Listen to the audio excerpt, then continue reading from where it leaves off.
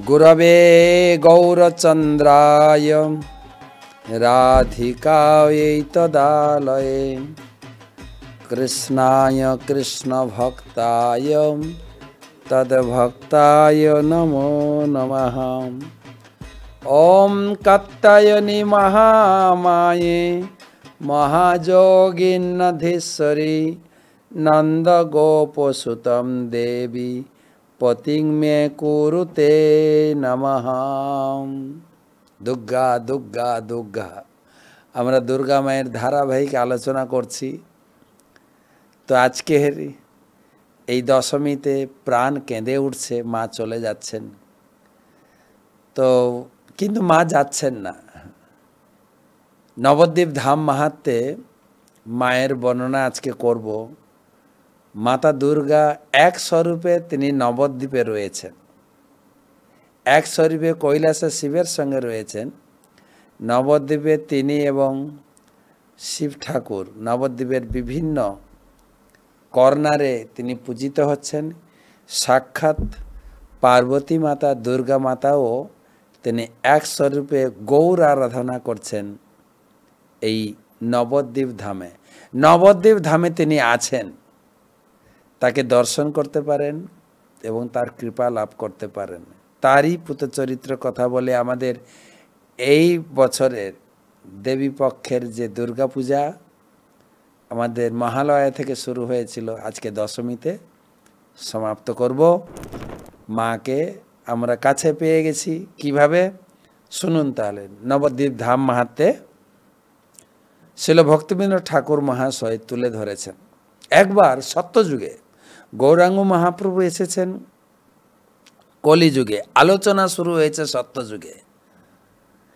কোন কালে সত্যযুগে দেব মহেশ্বর শ্রী গৌরাঙ্গ বলি নিত্য করিল বিস্তর।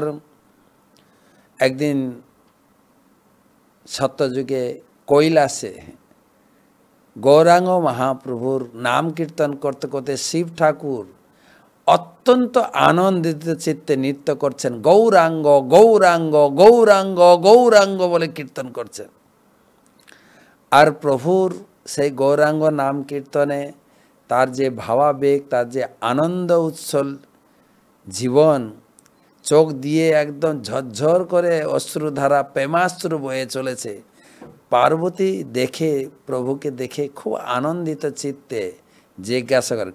পার্বতী জিজ্ঞাসে তবে দেব মহেশ্বরে কেবা সে গৌরাঙ্গ দেব বল হো আমারে, তোমার অদ্ভুত নৃত্য করি দর্শন শুনিয়া গৌরাঙ্গ নাম গলে মোর মন। এত যে শুনেছি মন্ত্র তন্ত্র এতকাল, সেসব জানিলু মাত্র জীবের জঞ্জাল। অতএব বল প্রভু গৌরাঙ্গ সন্ধান, ভজিয়া তাহারে আমি পাইব পরাণ। পার্বতী জিজ্ঞাসা করলেন, এই গৌরাঙ্গ মহাপ্রভু কে? আমি তো ভগবানের অনেক নাম তোমার মুখ থেকে শুনেছি, কৃষ্ণ, গোবিন্দ, হরি, মুকুন্দ, জনার্দন, পুরুষোত্তম, অনেক নাম শুনেছি। গৌরাঙ্গ নামটা নতুন শুনছি। কে গো সেই গৌরাঙ্গ? দয়া করে সেই গৌরাঙ্গ মহাপ্রভু সম্বন্ধে বলো, আমি শুনতে চাই। আর যত জগতে মন্ত্র তন্ত্র জঞ্জাল সব কেবলমাত্র ভগবানের এই নাম গৌরাঙ্গ। আগে অনেক নাম শুনেছি, কিন্তু গৌরাঙ্গ নামটা এত মিষ্টি লাগছে। বলো না গো সেই গৌরাঙ্গ কে, কবে আসবেন এই জগতে? শিব ঠাকুর বলছেন, আদ্যশক্তি তুমি হও শ্রী রাধার অংশ, তোমারে বলিব তত্ত্ব গণ অবতংস। রাধা ভাব লয়ে কৃষ্ণ কলিতে এবার, মায়াপুরে শচী গর্ভে হবে অবতার। কীর্তন রঙ্গেতে মাতি প্রভু গোরামণি, বিতরিবে প্রেমরত্র পাত্র নাহি গনি। এই প্রেম বন্যা জলে যে জীব না ভাসে, ধিক তার ভাগ্যে দেবী জীবন বিলাসে। মায়াপুর অন্তর্ভাগে জাহ্নবীর তীরে, গৌরাঙ্গ ভজিব আমি রহিয়া কুটিরে। কি বলবো হে দেবী, তুমি তো রাধারানীর অংশ, তুমি আদ্যশক্তি মহামায়া, তোমার কাছেই বলবো। এখন চলছে সত্যযুগ, একদম কলিযুগের শুরুতে ভগবান কৃষ্ণ স্বয়ং নবদ্বীপ ধামে সচী মায়ের গর্ভে গৌরাঙ্গ রূপে তিনি আবির্ভূত হবেন এবং কীর্তনের দ্বারা, নাম কীর্তনের মাধ্যমেই তিনি জগৎজীবকে প্রেম বিতরণ করবেন। আর সেই কলিযুগের সেই নাম প্রেম বন্যায় যে জীব নিজেকে উদ্ধার করতে পারবে না, তার জীবনটা ধিক। আমারও লোভ হচ্ছে গো, আমি ওখানে গিয়ে কুটির বেঁধে গৌরাঙ্গ মহাপ্রভুর আরাধনা করব। তো পার্বতী বলছে আমিও যাব না নাকি, তাহলে আমাকেও তো যেতে হবে। ধৈর্যটির বাক্য শুনি পার্বতী সুন্দরী আইলেন সীমন্ত দ্বীপ পেতে তরা করে, হে প্রভু তুমি আমাকে গৌর মন্ত্র দীক্ষা দাও, আমিও গিয়ে আমি আমার মতো ভজন করব, তোমার কাছে থাকবো না, আমার মতো ভজন করব। শ্রী গৌরাঙ্গ রূপ সদা করেন চিন্তন, গৌর বলি প্রেমে ভাসে স্থির নহে মন। প্রভু শিবের কাছ থেকে গৌরাঙ্গ মহাপুর পুরো আদ্যপান্ত এবং তার রূপের মহিমা শুনে সেই মন্ত্র দীক্ষাপ্রাপ্ত হয়ে পার্বতী চলে এলেন নবদ্বীপে। এখন কলিযুগ, পার্বতী এসেছিলেন সত্যযুগে। তিনি বসে গৌর মন্ত্র জপ শুরু করলেন।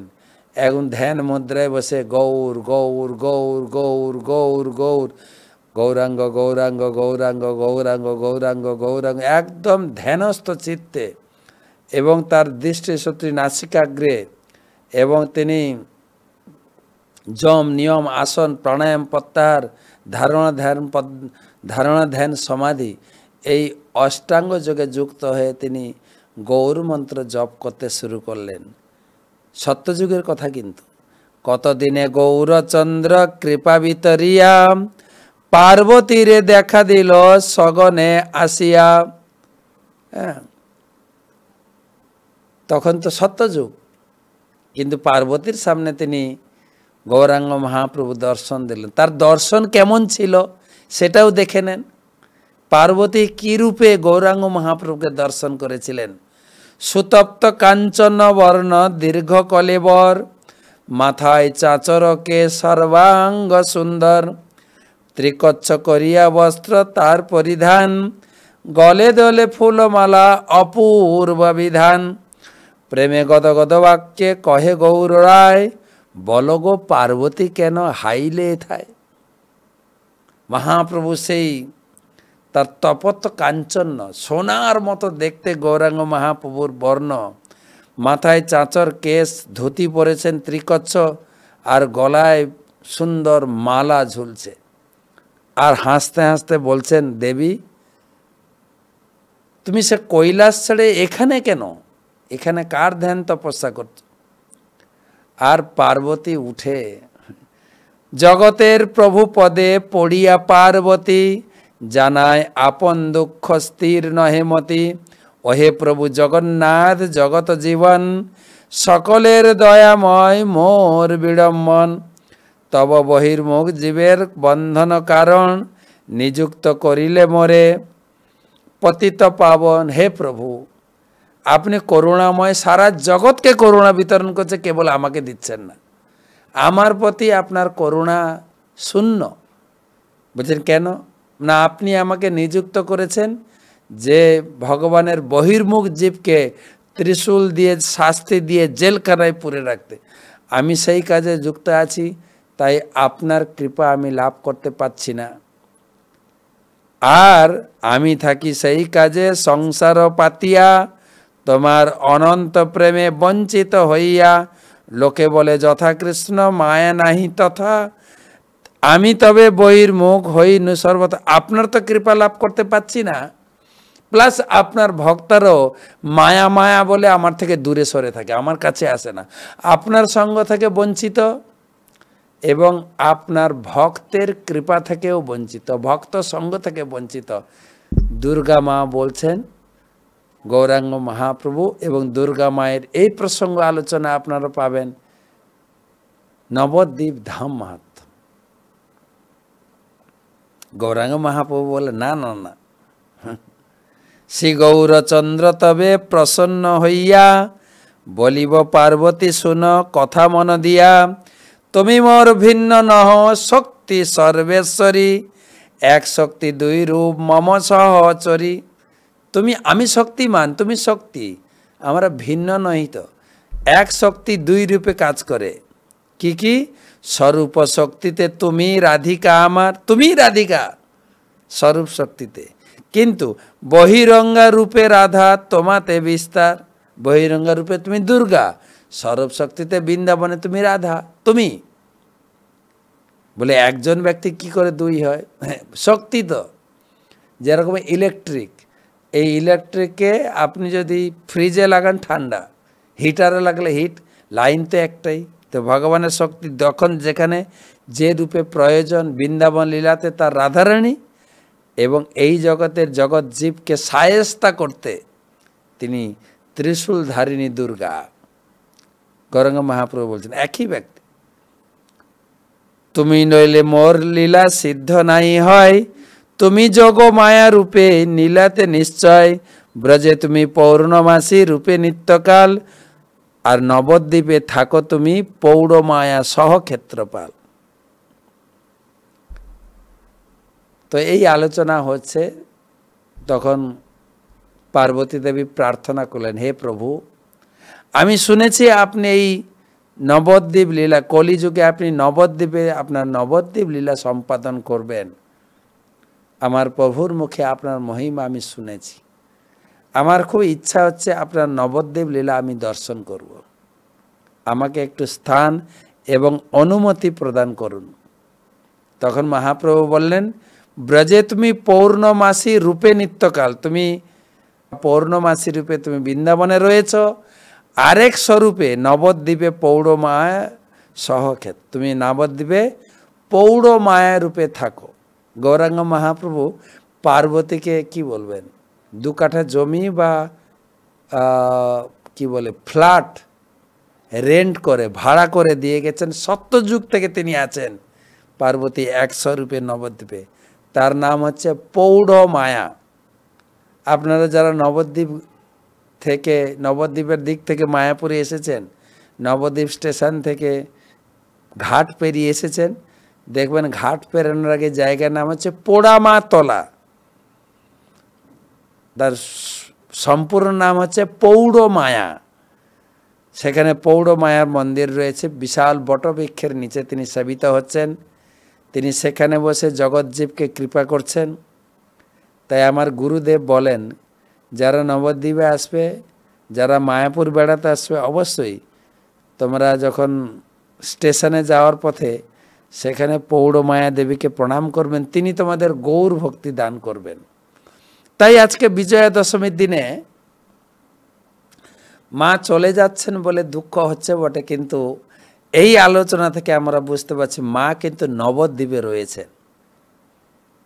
এতদিন পূজা করলেন, মা চলে গেলেন, আপনারা মাঝে মাঝে মায়াপুরে আসেন, মায়ের দর্শন করে মায়ের সাক্ষাৎ বসে আছেন। তিনি সবাইকে আশীর্বাদ করুণা করার জন্য বিশাল বটবৃক্ষের নিচে সুন্দর সুশীতল মন্দির, ছোট্ট মন্দির, খুব ধুমধাম সহকারে তিনি পূজা প্রাপ্ত হচ্ছেন, সকলকে আশীর্বাদ করছেন। পৌড় মায়া দেবী মন্দির পোড়ামা তলায়, নবদ্বীপ শহরে একদম বড়ার ঘাটের কাছেই। তো এই বছরের এই দুর্গা মায়ের আলোচনা আমরা এই পর্যন্ত রাখি। মা দুর্গার চরণে প্রার্থনা জানাই, তিনি এই নবদ্বীপে থেকে সারা জগতের প্রতি, কেননা সারা জগতের লোক, বিশেষ করে প্রভুপাদের প্রচারের ফলে দেশ বিদেশ সব জায়গা থেকে লোক আসছেন গৌরাঙ্গ মহাপ্রভুর কৃপা লাভ করার জন্য। আর তিনিও অলক্ষ্যে থেকে, তিনিও সেই পৌড় মায়া দেবী রূপে পোড়ামা তলায় থেকে সকলকে কৃপা দান করুন, আমাদেরও আশীর্বাদ করুন।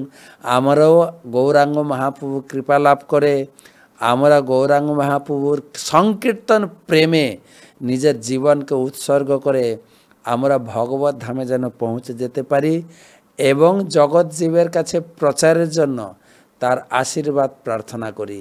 সেই দুর্গা দেবী পৌড় মায়া, পোড়ামা তলায় দুর্গা দেবীর বাসস্থান, আপনার যে আসবেন নবদ্বীপে তাকে দর্শন করবেন, তার কৃপা লাভ করবেন। সাক্ষাৎ মা দুর্গা বিভিন্ন প্যান্ডেলে থাকলেও তিনি আবার চলে এসছেন, তার শক্তি গুটিয়ে নবদ্বীপে অবস্থান করছে।